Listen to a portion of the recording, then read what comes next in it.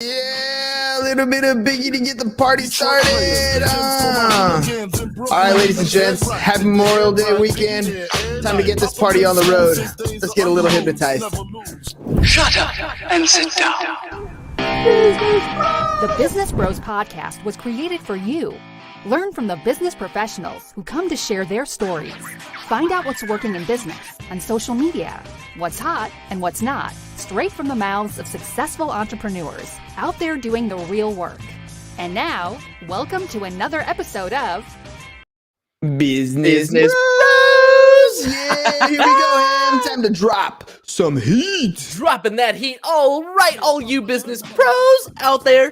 Before we jump into the show, just a quick reminder to please subscribe on whichever platform it is that you're listening to us on today. Give us a like, give us a follow, subscribe, drop a review, help other like-minded business owners find value from our awesome guests while we rise up in those podcast rankings. We'll sincerely appreciate every single one of you for it. And if you want to be a guest on the show, we'd love to have you on to learn from you as well.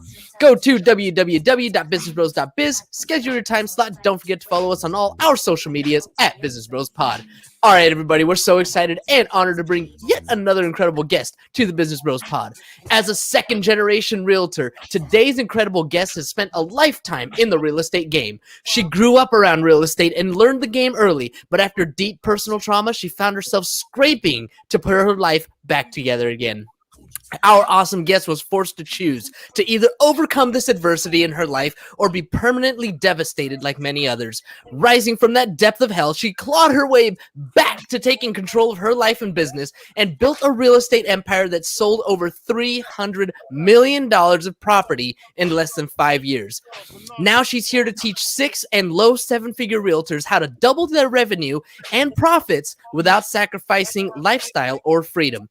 Our guest trademarked Listings Lab method will help you exponentially grow your audience, boost your income, and become number one in your area. So if you've got the drive to overcome the adversity in your life and want to learn how to achieve success, stay right where you are and tune in.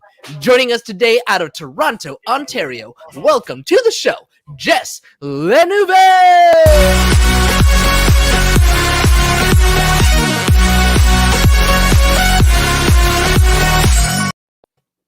All right, Jess, that's what we do. We just have some fun on the show. Welcome to the program. That was great, the intro. I mean, it's your story. All I did was Google you. Well, I appreciate it. Thank you. How accurate was James with his research? Because I want people to know, like, what you put on the internet brands you. It may not be 100% true. It may not be, exactly the way it happened, but that's the kind of story we pull out. So, Jess, what do you think? How's that internet research for us? It was pretty bang on. I mean, I'm really careful that everything I do put out on the internet is actually true. It doesn't go anywhere once it's out there. It is stuck. It is your long tail. It's always going to be there. All right, Jess, let's hop into this. You had a traumatic event, something that happened in your life that kind of forced you in a direction one way or another. You had to make a decision. Tell me a little bit about that story. Yeah. So when I was 27, I was in a really abusive relationship. And when I came out of that relationship, I really just had to make a decision about, who did I want to be? And who did I want to be in this industry? So I made a decision. I really stepped up my game. I met my husband, who is, light of my life, but also my business partner, and has been essentially since we got together. And we together built a multi-7-figure a year real estate business. It was great. And then we shifted into creating the Listings Lab and actually helping other agents do the same. And the key to everything that we've learned over the years is it doesn't have to be a hustle and grind. It actually can be that you get to create the kind of business around the kind of lifestyle that you want to have, so that, he popped into my office today and he's like, hey, there's nothing on your calendar. You want to go for a walk? And we went for a walk. We got a Starbucks. We hung out for a bit. We came back. We did our thing. And the key to all of this is that there is this mentality that the harder you work, the more money you make. And in most industries, that's actually not true. I say, hold up, wait a minute. In most industries, the truth really is that most people are being taught to grind and not being taught to actually work smarter. And there's this quote that always sticks with me, and especially like as we've continued to grow and our businesses have gotten bigger, it's this concept that it's Rockefeller, and he said, "I'd rather leverage 1% from 100 people than 100% from me."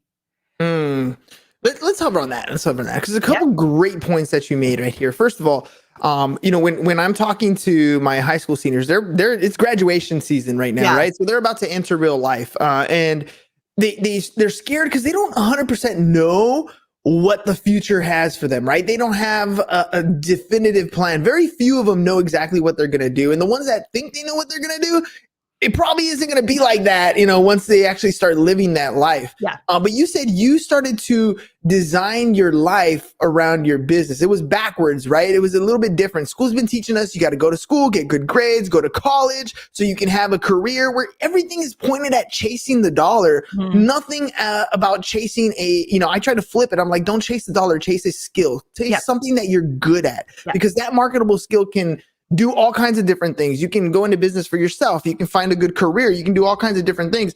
But that dollar, it is pretty tempting to chase, right? And I've been guilty of that 100%. So I definitely, you do get to a point though where more money doesn't bring more anything. And there is this sort of like, it's a limit. And you get to that point and then you're like, okay, what now? Now, what am I going to do? Where's the fulfillment coming from? What do I actually enjoy? Who am I? Right. And I went to university and used absolutely zero. I feel you on that one. Yeah, that's true though. I mean, how many people out there have a degree in something that they've never utilized? And what's worse is you're coming out of college with a huge amount of debt. Now you got to get yourself out of a hole. It's one thing to get yourself in a financial hole, traveling the world and having all kinds of experiences. It's another thing to get in a hole with the intention of having a career with a piece of paper that you end up with not actually doing anything with, right? That's kind of, you feel almost like, what the hell was I doing this for? The price is wrong, bitch. Exactly. I think that there's an element of like 4 or 5 years of my life was spent doing that. And then I came out of school and it was my mom, who's been a realtor for 35 years, who said, well, now what are you going to do?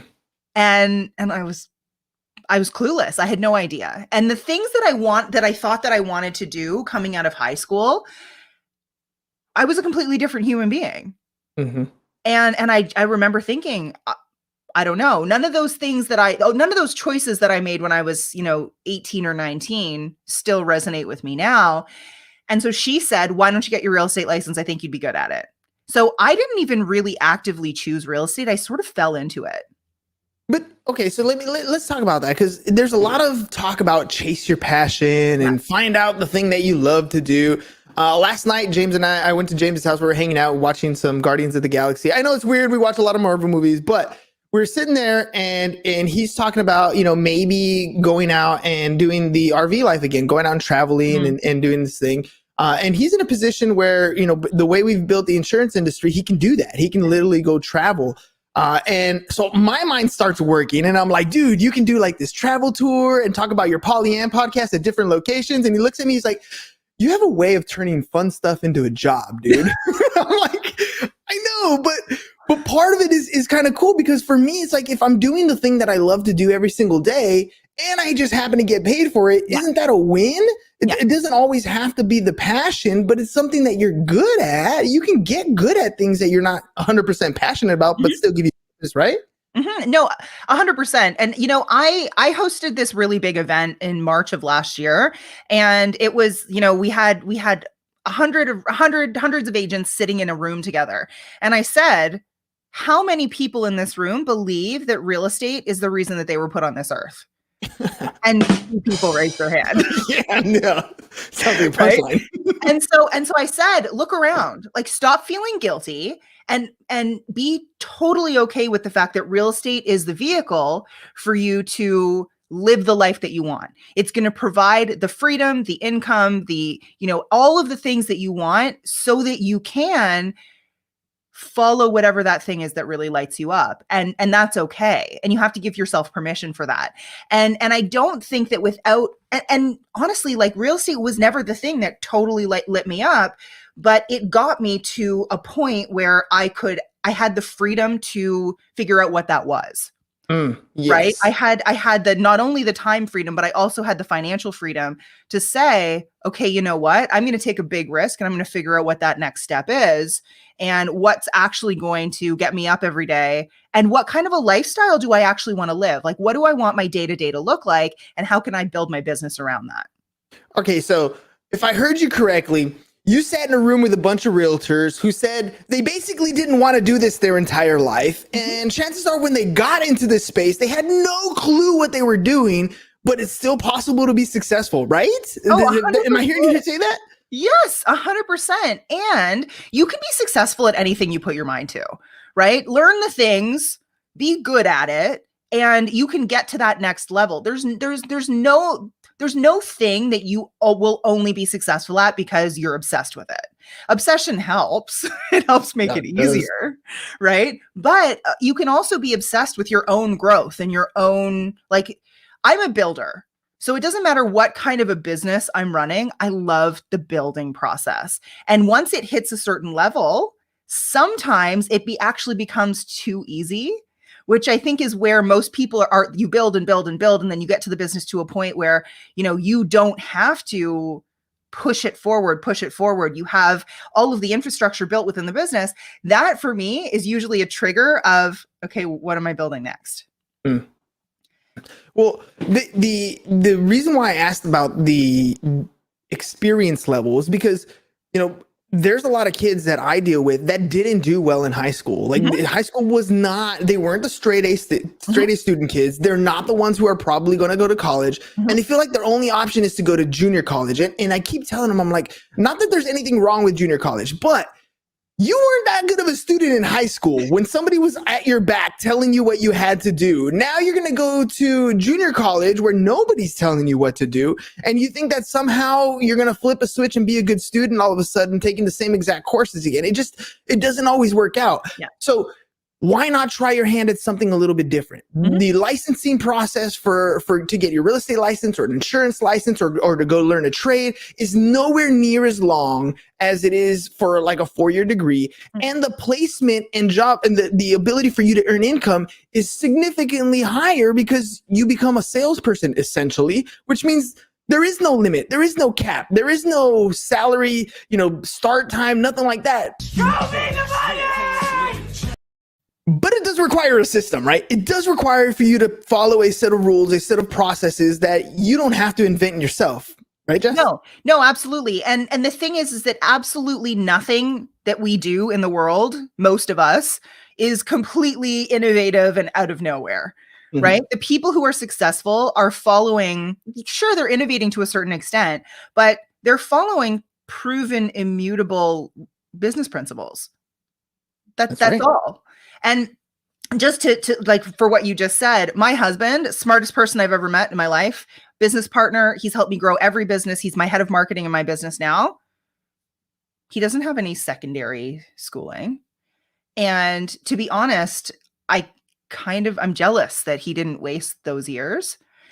And honestly, like we've talked a million times. He's like, I didn't do well in school. I couldn't focus in school. Teachers didn't understand me. And it really was, I think, just because he's brilliant. And there's a creativity and a need to build something that I think a lot of people, I think a lot of the rule breakers out there, they end up being the people who are the most successful people. And honestly, like he's like the perfect example of exactly what you're talking about. And now we've built a business that we have like unlimited freedom. And I think the reason for that is we've been branded in school. Like you're not passing classes, you're a failure, right? And even if they don't say it to you, the fact that every single time you get a report card or every single time you take a test and every time there's an F on it, you feel like a failure. It's almost like, okay, well, I'm never going to be anything. But the misconception that I think happens a lot of times is that school is the only place to be educated. And that's just absolutely not true, right? No. You may not have done well in a school system, but in real life, you do need to be educated. And when you take the reins off of something, when you take the, the locks or the shackles off of people and give them the ability to go learn what it is they want to learn, to go implement what it is they want to implement, they thrive, just like your husband that you're talking about. So, but we still need processes and procedures, right? Tell me a little bit about Listing Labs, because what you're doing there is you're providing people the opportunity to learn. Look, these are the things that you need to do. Do them kind of your way, but do these steps and you can get to the same level that you want, any level that you want. I think the key to what we teach in the Listings Lab is that you need to understand marketing. As if you're running a business, there's two roles. And a lot of people get a real estate license and they think, I'm going to sell real estate. I'm really good with people.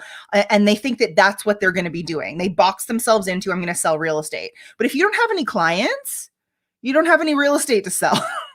Exactly. So really what we teach in the Listings Lab is how do you actually create 7 figures worth of real estate business so that you can go and do the thing that you want to do. And the key to all marketing is just human psychology, is understanding how human beings make decisions and how to ethically essentially change behavior or influence human behavior so that people persuasion. Yeah, it's persuasion. And I always say, we get people all the time who are like, look, I'm not a great salesperson. I'm not pushy. That's okay. If you're a really good marketer, you don't have to be a really good salesperson because the marketing will do the selling for you. And everything that we teach in our program is all about inbound. So how can you use social media? How can you use the tools and the things that you're probably spending time on anyway, because everyone else is as well? And how do you use those things to actually attract people to you? It's just human psychology, basic marketing principles, and how to essentially create an audience or a tribe of raving fans, just like you guys have done, who absolutely want to, basically they see you as the only choice. They see you as their first number one choice. And I think that it's a skill set when you get your real estate license, when you're going through all of the stuff that they teach you to get a real estate license. They're just teaching you how to not get sued. They're not actually teaching you how to create a really valuable business, how to market yourself, how to run a business in a way that's going to keep your profits high and your costs low. It's just, that's not what they go through. And so really what we really focus on is, okay, I assume that you know how to do paperwork and how to sell a house. What we're going to focus on is, okay, how do we make sure that the number of people are coming to you every month, every year, in order to get you to a point where you can continue to compound and reach the financial goals that you want. I remember getting introduced to Gary Vee's content, and he said, you're a marketer first, and then whatever else second, insurance, real estate, whatever, everything else is second, but you're a marketer first. You need to develop your own personal brand. You need to create, or as Seth Godin would talk about it, as your tribe, right? Your tribe is the people who are around you. And it does come down to, what am I posting? We often talk about those 4 phases when you first get into business. You're invisible. Nobody knows who you are. You start posting on a regular basis. You become visible. You're consistently showing up where people can expect to find you. You're credible. And then once you're credible, you enter that profitable stage. And I think it's the same thing. Those 4 stages applies to almost any business, no matter what you are. When you're talking about I'm assuming because it's the Listings Lab, and for real estate agents out there, listings is the best way to build a business. Can you explain why listings over working with buyers? So, but there's nothing wrong with buyers, but when you have buyers, you only have buyers. When you have listings, you also have buyers, right? Yes. And really, when it from a scalability standpoint, let's say you're working with 5 buyers. And every single week you are spending 3 or 4 hours with each of those buyers, you can do that math. But if you have a listing, you go in, you list the property, you do the marketing, you have a team that takes care of that stuff. It's probably only going to really ideally take 1 hour to 2 hours of your time for the entire lifetime of that listing. So you can hold 20, 30, 40, 50 listings at one time, whereas you could never work with 40 buyers at one time. It would just be absolutely impossible. So it really comes down to the scalability, and every single thing that I teach, everything that I talk about is always geared towards how can you create unlimited scalability in the business?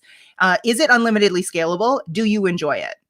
Those are the things that's how I make decisions in my own business. Is it unlimitedly scalable? Yes. Do I enjoy it? No. Is there someone on my team who actually enjoys it and can be good at it? Then great, that person can handle it. But very few things that even at any point were actually on my plate that I wasn't like, okay, I'm going to be really good at this, because I really believe that once you get to a certain level of business, you need to be aware that your time is worth a certain amount of money. Right. And I think that most people in business, real estate too, we get into this thought process of I'm trading time for money. Or, I'll continue to do the paperwork because I'm not burnt out.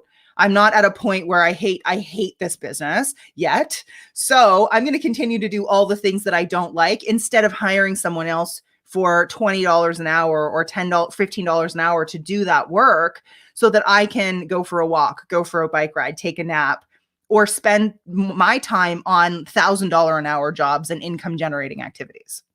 Well, let's talk about when somebody's first getting into the real estate game. It's so easy to fall prey to looking at that guy who's been in the business for 10 plus years, who looks like he's just sitting back in his chair and his phone just keeps ringing. People just keep calling him, right? Yeah. And you assume that, you know what? Okay, so when I have my license, that is exactly the kind of business that I have.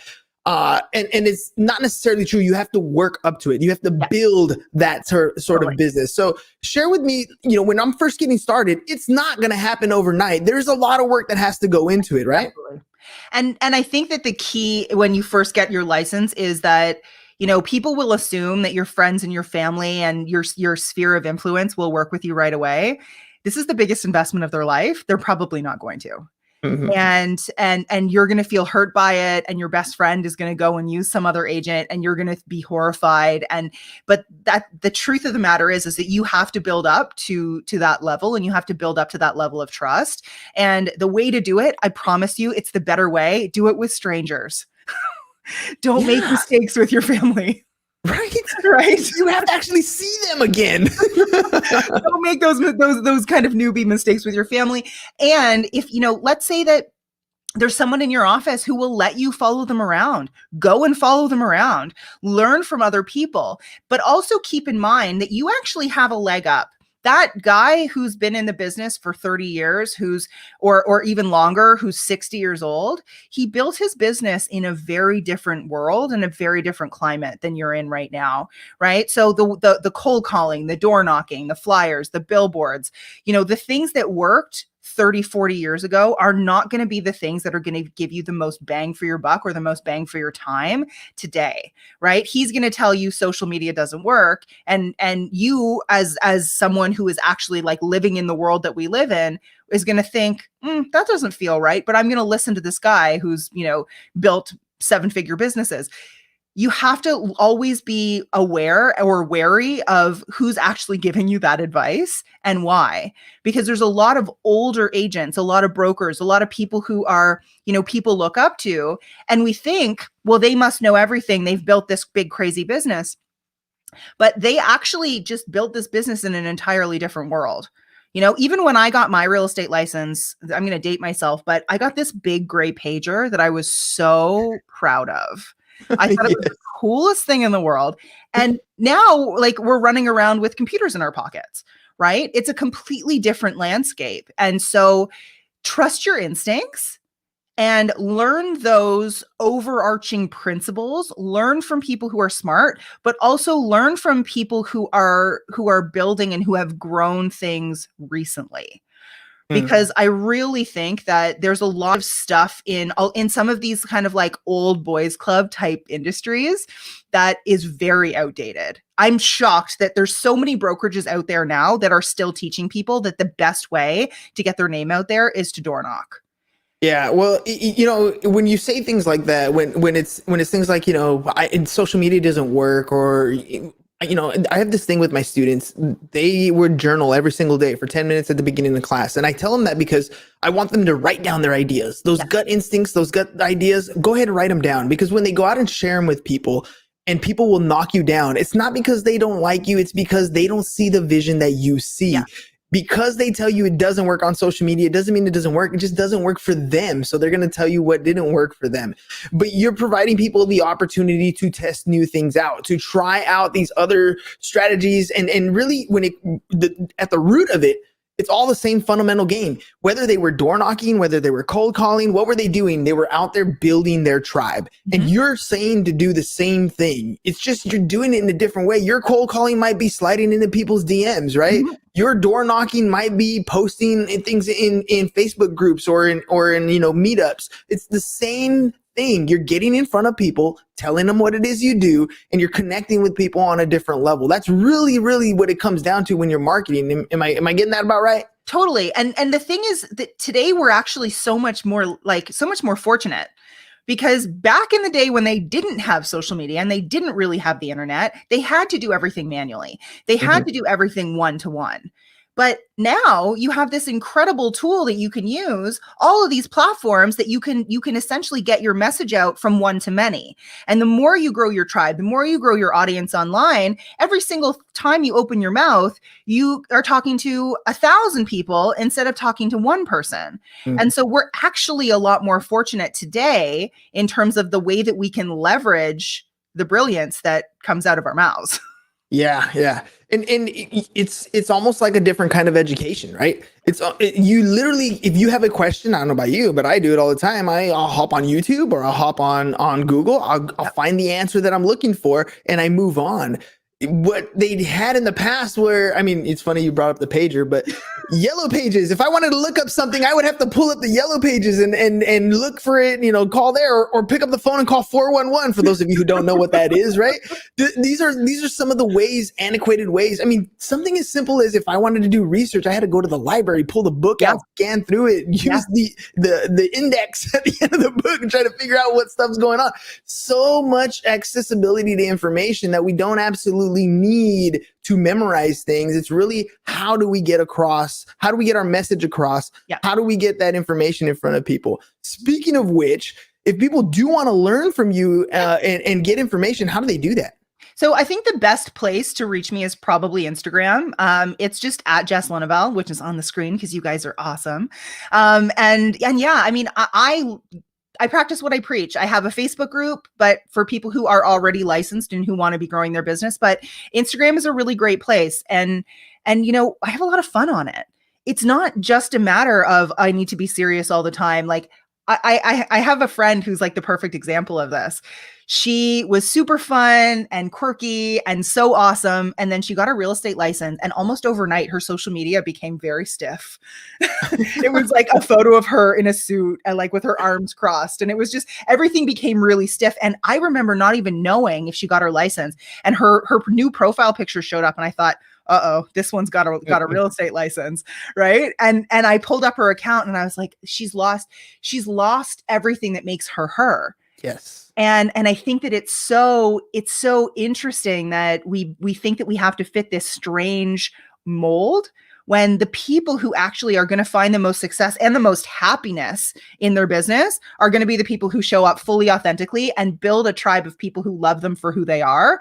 And so I say this all the time, but like, it doesn't matter what kind of a business you have, show up and own your weird, right? And like, just let it come out, be completely authentically yourself. You're going to have more fun and people are going to love you more. Yes, let your freak flag fly, right? Yeah, that's what I'm talking about. It's true, though. You have to be authentically you. I mean, you just have to be you. When you throw in the word authentic, it almost makes it seem like you're pretending to be you. I know. There's something that feels weird about it. It's weird about saying be authentically. Just be yourself. Like, don't worry. The biggest fear I hear all the time on social media is somebody's going to judge me, or I don't know what people are going to say. To be honest, when you're first getting started, nobody cares. Nobody's even paying attention to you. Once you start to develop a tribe, and that comes with being yourself, people are going to connect with you. Besides, it's going to be totally weird if you have a following of people and then they see you in public and you're a completely different person. Like that is the worst thing that could possibly happen. It's the worst, but also, I would rather, and I would rather have 1,000 people who absolutely love me than have 100,000 people who could take or leave me. Yeah. Right. Because, and that's really like that's the, one of the keys of marketing is you got to be polarizing. You have to be yourself. And if you're so vanilla that everybody, you're not ruffling any feathers and everyone thinks you're great, then, and you're trying to resonate with every single person out there, chances are you're not going to get a lot of traction. Right. And, part of this is really about being social media is just real life, just on a screen. Like you can go out and meet 100 people in person and you're really probably only going to connect with 10 of those people. 10 of those people are going to be your people. It's the same thing online, right? So if you really show up the way that you are as a real person, then great. 10 out of every 100, awesome. And then over time, that 10 becomes 20, becomes 1,000, becomes 10,000. And that's how you want to grow. You want to grow with people who really want to get to know you and want to know more. And people are going to be mean. Yep. They just are. I've been called every name in the book online. And I remember when I first really started showing up online, I remember thinking, oh my gosh, I'm so terrified to be trolled. And instead, I flipped it around and I thought, okay, so we're going to celebrate the first troll because it means that I've made it. It means that I'm doing something right. I'm being polarizing. Somebody hates me. And so what we did is when I got my first troll, we screenshot it, we saved it, I passed it around, and we got a cake. Yes. So instead what we did is I was actually looking forward to it. And now I've got folders on my phone full of them and they're hysterical, some of them. And really at the end of the day, we've turned it into, like my team, we've turned it into a fun game because whenever somebody trolls you, it actually has nothing to do with you. It has so much to do with them. Right? Social media is just a mirror. What people are commenting, what people are putting out there, all they're doing is they're just telling you more about themselves. Yes. Yes. I love that. I think it's funny too when people complain about all I see is this stuff on my feed. Well, then stop looking at it. Like it's really that simple.